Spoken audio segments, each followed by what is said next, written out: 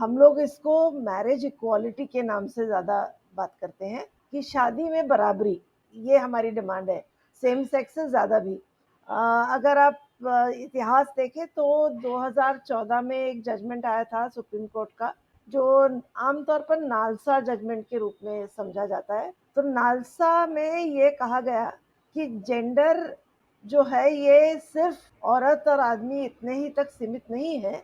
Gender की एक और भी पहचान सामने रखी गई कि जब आप पैदा होते हैं तब आपको जो जेंडर दिया जाता है उससे अलग भी आप एक जेंडर अपना सकते हैं, और उसको ट्रांसजेंडर का नाम दिया। इसके बाद एक कानून आया जिसमें ट्रांसजेंडर लोगों को भी हक मिले हमारे देश में।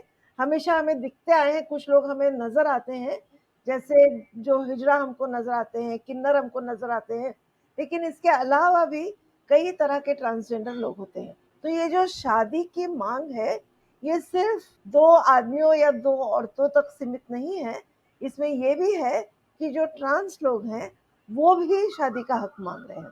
जो कानून है जो 2020 में बना, जो ट्रांसजेंडर प्रोटेक्शन के लिए कानून बना, उस कानून में भी ये कहा गया है कि ट्रांस लोगों को भी शादी करने का हक है। तो अब हम जिस माहौल में हम जी रहे हैं 2019-20 से 2014 से, जब नालसा का जजमेंट आया उसके बाद 19 में कानून आए, 20 में रूल्स आए, तो अब हम एक ऐसी दुनिया में जी रहे हैं जहाँ दो चीजें हो रही हैं।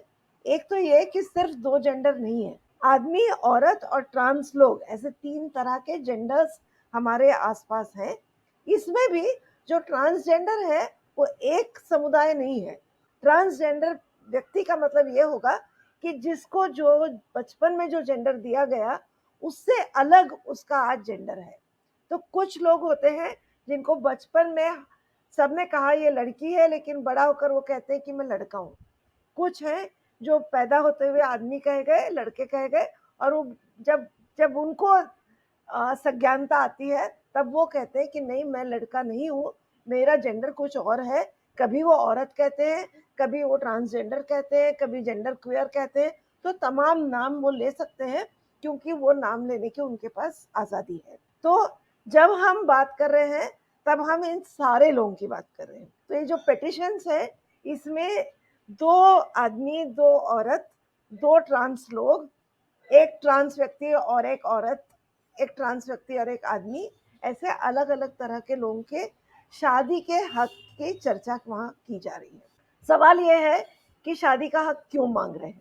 एक और भी जजमेंट है सुप्रीम कोर्ट का जो 2018 में आया, जिसको हम नवतेज जौहर के जजमेंट के रूप में जानते हैं, जिसमें हमारे देश में एक कानून है 377 आईपीसी की धारा है, जिसके तहत ये कहा गया था कि आदमी और औरत के बीच में, जिसको प्राकृतिक सेक्सुअल संबंध कहते हैं, उसके अलावा अगर कोई भी संबंध होगा, सेक्सुअल संबंध, तो वो एक तरह से क्रिमिनल माना गया था।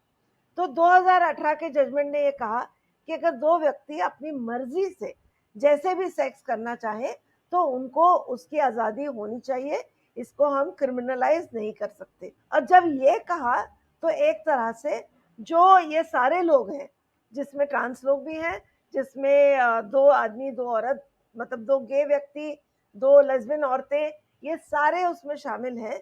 और ये सब लोग एक तरह से ये कह रहे हैं, अगर आप ये मान्य करते हैं कि हमारे ऐसे सेक्सुअल संबंध हो सकते हैं, तब आप ये भी मान्य कर रहे हैं कि हम इस तरीके से अपने जो भी हमारे करीब के लोग हैं उनके साथ जी सकते हैं, उनके साथ अपनी जिंदगी बना सकते हैं।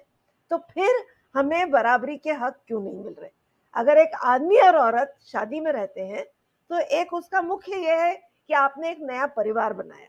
वो परिवार जो भी आपने बनाया अपनी मर्जी से बनाया, उसमें आप लोगों ने मिलकर साथ रहने का, और उसके तहत प्रॉपर्टी है, बच्चे हैं, जो भी है, वो सारा आपने ये कहा कि हम दो व्यक्ति एक दूसरे के साथ अब रहेंगे, और समाज से या कानून से ये मांगा कि हमारे इस रिश्ते को आप पहचानिए, इस रिश्ते को मान्यता दीजिए, और इस रिश्ते से चलते हमारे जो भी संबंध है उसके लिए आप एक तरह से कानून बनाइए, ताकि बाकी समाज के लोग अगर हमें अलग करना चाहें तो हमें प्रोटेक्शन मिले।